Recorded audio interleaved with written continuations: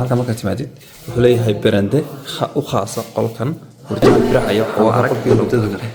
waka halkaas waa dhow daahu geli doona sidoo kale backlight controller xagan baa albaabku yaala barande yar baa halkaas ku yaala oo yaro kooban loogu talagalay in iska fadhiistaan family-gu oo ma garanaysaay xagan baa dad doontaad ka soo geli kartaa la xirto taariikh ballaaran baa jirto guriga iyo dhaxaysa surface-ka ilaa halkan albaab lagu xidhi doona for security tana marka halkan ku yaala qol marka xitaa kashada cabinet-kii baa lagu xidhayaa sidoo kale gypsum board bay leedahay daaqadaad weyn bay leedahay kitchen waa saarantii gudaha marka soo gashid runtii qaybta surface-ka loogu leexanayaa laba qolba xagga ka soo jeeda iyo qol xaggan ka sii jeeda saddex qolba xaggaasa halkana qolba ah oo qolkii hurdada ee family-ga weeyay halkana waxa ah suuligii common-ka ahaa ee ma garanaysaa dadku ay isticmaalayeen halkan hadaba qolka hurdada ayaa wuxuu leeyahay halkan marka timaadid wuxuu leeyahay barande u khaasa qolkan hurdada oo waa qolkii hurdadu ma garanaysaa waa kan saliigiisa iyo wixiisi waa hawayaan yani waa gypsum weeye dhammaantii gurigu waxa loogu talagalay meeshii daahu geliyay buu leeyahay qolalka fadhiguna saasoo kale iyaguna way lahaayeen oo daaha inaan biraxaya waxaa la arag ee loogu talagalay waka halkaas waa dhow daahu geli doona sidoo kale backlight baa ku jira leedhku ifinaya sidoo kale markaad halkan joogto kaabixiska xaggan waa suuligii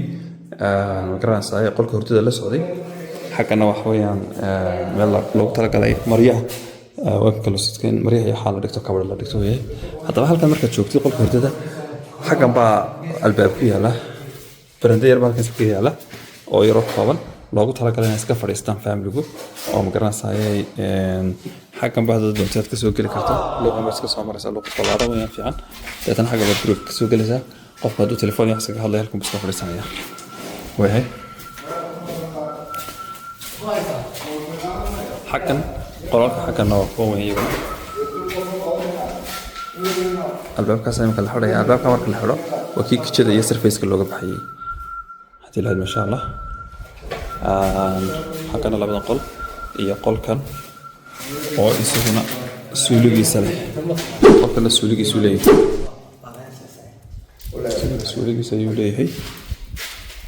inja xaleegaha way halka marka soo soo baxdid halkan la jirta taariikh ballaaran baa jirto guriga iyo dhaxaysa surface-ka ilaa halkan albaab lagu xidhi doona for security marka halkan waxa ku yaala qolkan iyo kitchen iyo tana marka xitaa kashada cabinet-kii baa lagu xidhayaa